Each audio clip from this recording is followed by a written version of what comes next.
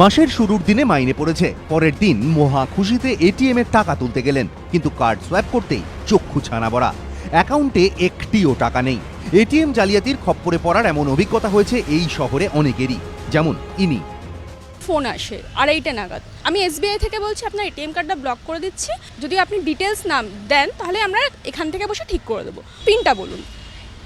যখনই আমি পিনটা বলেছি সাথে সাথে আমি বলছি না আপনি যে এসবিআই, আপনি যে কোনো ফ্রড না, আমি কী করে বুঝবো? আমি যতক্ষণে এখান থেকে যাদবপুর এসবিআইতে যাই ততক্ষণে একবার 9,000 টাকা আর একবার 5,000 টাকার মতো কেটে গেছে।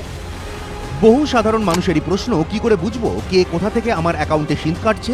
তথ্য প্রযুক্তি বিশেষজ্ঞদের মতে এটিএম জালিয়াতি হলে সেক্ষেত্রে গ্রাহকের কার্যত কিছুই করার নেই, সেখানে ব্যাংকের দায়িত্ব বেশি। ইউজারের সত্যিই কিছু করার নেই, কোম্পানিকে তার নিজের সিস্টেম বা তার সার্ভার বা তার নেটওয়ার্কের সিকিউরিটির ব্যাপারে তাদের মাথায় রাখতে হবে।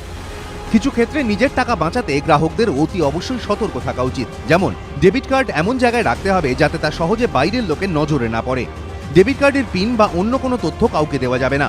ডেবিট কার্ডের পিন ও নেট ব্যাংকিং পাসওয়ার্ড নিয়মিত পাল্টাতে হবে। আপনার কার্ড আপনার হাতেই থাকবে, সবসময় এটা মাথায় রাখবেন যে অনেকে আছে কনভিনিয়েন্সের জন্য হয়তো কার্ডটা অন্য কারোর হাতে দিয়ে দিল, হ্যাঁ সেটা করা উচিত না। কার্ড সবসময় মনিটর করা উচিত যে আমি কার্ড কাকে দিচ্ছি, কোথায় সোয়াইপ হচ্ছে। যদি মাল্টিপল অ্যাকাউন্টস থাকে, মাল্টিপল ব্যাঙ্ক অ্যাকাউন্টস থাকে বা ব্যাঙ্ক কার্ডস থাকে, সবসময় পাসওয়ার্ড আলাদা রাখবেন। বাইরের কল এলে, কোনো কল যদি বলা হয় ব্যাংক থেকে করা হচ্ছে, সেই ফোনকে এন্টারটেন না করা বা জেনে নেওয়া উচিত যে যদি ব্যাংক থেকে, আমরা প্রত্যেকেই বলছি, যদি কোনো ব্যাংকের ডিটেলস সম্বন্ধে আমাদেরকে জানতে যাওয়া হয় আমরা সেই ব্রাঞ্চে যাব, আমরা ফোনে কোনো উত্তর তাকে দেবো না।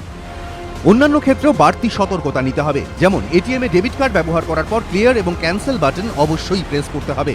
ব্যাংকের কর্মী পরিচয় দিয়ে কেউ ফোন করে তথ্য জানতে চাইলে কিচ্ছু বলা যাবে না। সাধারণ গ্রাহক যেটা করতে পারে, আমি আবারও বলি, তার পাসওয়ার্ড শেয়ার করবে না, কার্ডগুলো নিরাপদ জায়গায় রাখবে।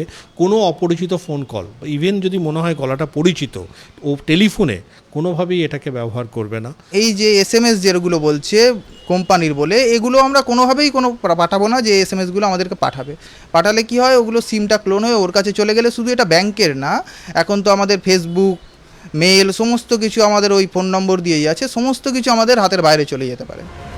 অনেক সময় SMS ও হোয়াটসঅ্যাপে অনেক লিঙ্ক আসে, যেখানে ক্লিক করলে পুরস্কারের লোভ দেখানো হয়। তথ্য প্রযুক্তি বিশেষজ্ঞদের মতে এগুলি অনেক সময় প্রতারকের পাতা ফাঁদ হয়, এই ফাঁদে কখনো পা দেওয়া উচিত নয়।